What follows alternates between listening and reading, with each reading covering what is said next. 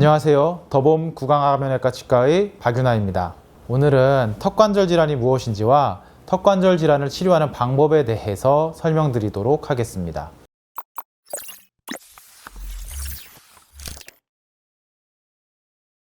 간혹 턱관절에서 딱 소리가 나면서 귀가 찡 할 때가 있는데요.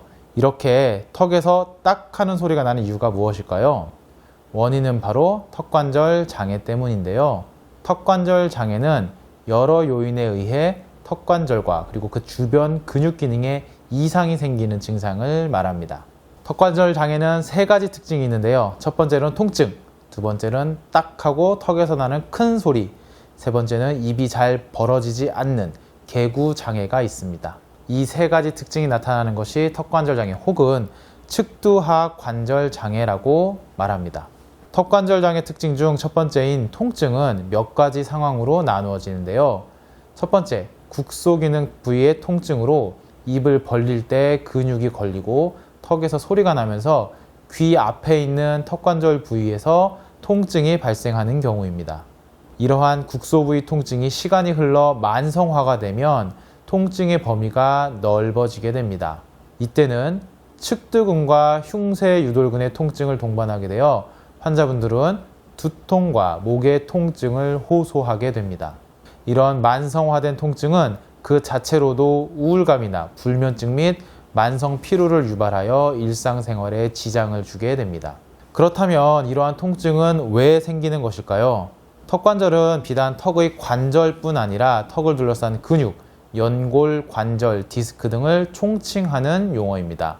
턱관절과 근육이 장기간 잘못된 위치에 있다거나 잘못된 턱의 습관으로 지속적인 힘이 들어가게 되면 관절낭과 인대가 압박되고 공간이 좁아지게 됩니다. 또한 턱을 움직이는 근육은 지속적인 수축으로 인해 근경축 상태로 진행됩니다. 이로 인해 턱 관절과 근육의 통증이 발생하게 됩니다. 두 번째 특징인 턱관절에서 나는 소리는 턱관절 속에 들어있는 디스크가 원래 위치를 벗어나 소리가 나는 것인데요. 이를 관절 원판 장애라고 합니다. 관절 원판 장애는 입을 벌릴 때 디스크가 상대적으로 앞으로 움직였다가 다시 다물면 원래 위치로 원상 복귀되어야 되는데 이때 딱 하는 소리가 발생하게 됩니다. 이 소리는 크기와 양상에 따라서 클리킹 또는 팝핑 또는 모래 갈리는 소리라고 해서 연발음이라고 구분하게 됩니다. 관절원판 장애 초기에는 입을 벌리거나 다물 때 턱관절에서 딱 소리가 나는 것 이외에는 별다른 증상이 없습니다. 마우스 클릭하는 수준의 클리킹이 통증이 없고 입을 벌림에 불편함이 없다면 특별히 치료를 요하지 않지만 경우에 따라서 디스크 전이가 진행됨에 따라 가끔씩 턱이 걸리는 느낌이 있다든지 소리가 팝콘 터지는 딱 소리, 즉 팝핑이 발생할 수도 있습니다. 이 경우 적극적인 치료를 고려해야 합니다. 세 번째 특징인 개구장애 또는 개구제한이라고 하는데요. 입을 벌리지 못한다는 뜻입니다. 이것은 단순히 입만 벌어지지 않는 것뿐만 아니라 입을 크게 벌리지 못해서 음식을 씹거나 하품을 하는 경우 양쪽 귀 쪽부터 아래 턱뼈와 근육에 통증이 생기고 일상생활에 큰 지장을 주게 됩니다.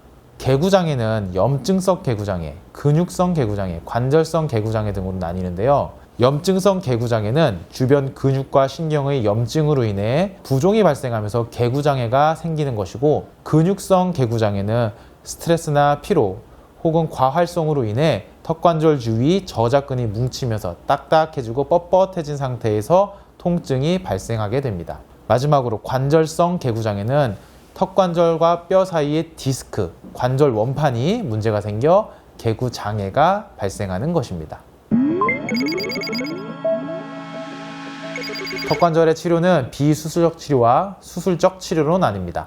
턱관절 장애가 심한 경우가 아니라면 대부분 비수술적인 치료로도 충분히 개선할 수 있습니다. 비수술적 치료로는 약물 치료, 물리치료, 그리고 스플린트, 보톡스 주사, 그리고 턱관절 세정술이 있습니다. 그리고 최근에는 프롤로 치료가 도입되어 시행되고 있습니다. 우선 약물 치료는 통증을 완화시키고 관절 부위의 일시적 염증을 가라앉히기 위한 소염진통제, 그리고 근육이완제 등을 사용하여 치료하는 것입니다. 물리치료는 초음파나 전기치료를 이용하여 혈액순환을 원활하게 도와주며 염증을 완화시키고 근육을 풀어주게 됩니다. 스플린트는 관절 부위의 통증이 심하거나 턱에서 나는 소리 또는 탈구가 지속될 경우 관절 부위에 전해지는 힘을 감소시키고 디스크를 정상으로 돌려놓기 위한 장치 치료입니다. 또한 아래턱을 안정된 상태로 유지시켜 근육의 과활성을 차단하게 됩니다. 보톡스 치료는 이갈이가 심하거나 만성 근육통이 지속될 때 과도하게 발달한 턱의 근육의 신경을 차단시킴으로써 근육의 활성을 줄이고 통증의 전단을 차단하는 방법입니다. 근육의 활성이 감소되기 때문에 치아와 턱에 무리한 힘이 가해지지 않게 하는 효과도 얻을 수 있습니다. 턱관절 세정술은 턱관절에 염증과 통증이 있을 때 턱관절에 2개의 바늘을 꽂아서 생리식염수 등으로 세척하고 상관절강을 관류시키는 비수술적 치료 방법입니다. 얼굴에 바늘을 꽂는다는 것이 좀 무섭게 들릴 수 있겠지만 국소마 치료 시행하면 통증은 크지 않고 비교적 안전한 시술이므로 너무 겁먹지 않으셔도 됩니다.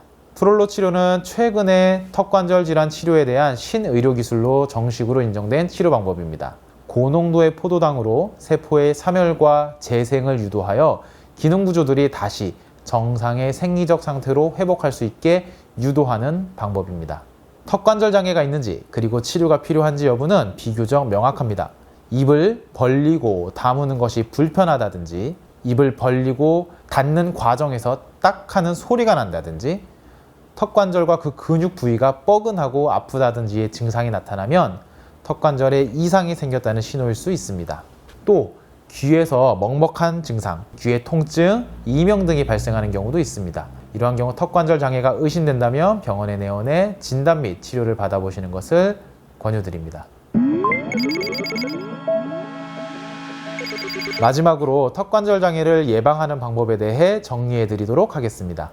첫 번째, 식사를 할 때를 제외하고는 아랫니와 윗니가 서로 닿지 않고 약간 떨어져 있도록 해야 합니다. 이것을 안정이라고 하는데요. 약간 멍한 표정을 짓고 있는 게 좋습니다. 두 번째, 오징어나 껌 같은 질긴 음식을 드실 때는 턱이 뻐근하다고 생각이 들 정도로 드시는 것은 좋지 않고 턱관절이 약하신 분들은 질긴 음식 섭취 자체를 자제하셔야 합니다. 세 번째, 음식을 드실 때는 한쪽으로만 씹으시면 안 되고 양쪽을 골고루 번갈아가며 씹으시는 것이 좋습니다. 네 번째, 머리나 목 등의 자세를 바르게 합니다. 다섯 번째, 목과 어깨의 근육을 풀어줘야 합니다. 턱, 목, 어깨 근육을 이완시키도록 노력해야 합니다. 여기서 근육을 이완시키는데 효과적인 방법이 있는데요. 그건 바로 온찜질입니다. 온찜질은 근육을 이완시키고 통증을 가라앉히는데 효과적입니다. 귀 앞과 턱, 목 부분까지 찜질을 10분 정도 해주시고 잠시 쉬었다가 반복적으로 시행해 주시면 됩니다. 지금까지 턱관절 장애에 대해 알아보았습니다. 턱관절 장애 증상이 나타나는데 치료를 하지 않고 장기간 방치하면 턱관절에 만성의 관절염이 발생하거나 근육 통증이 진행되어 치료가 어려워질 수 있습니다. 그러므로 턱에 소리가 나거나 통증이 일어나는 턱관절 장애 증상이 나타났다면 빠른 시일에 내원하여 치료를 받으시는 것이 좋겠습니다. 더 궁금한 점이 있으시다면 댓글로 남겨주시면 친절하게 답변 드리겠습니다. 지금까지 더봄 구강아가면외과 치과의 박윤아였습니다. 감사합니다.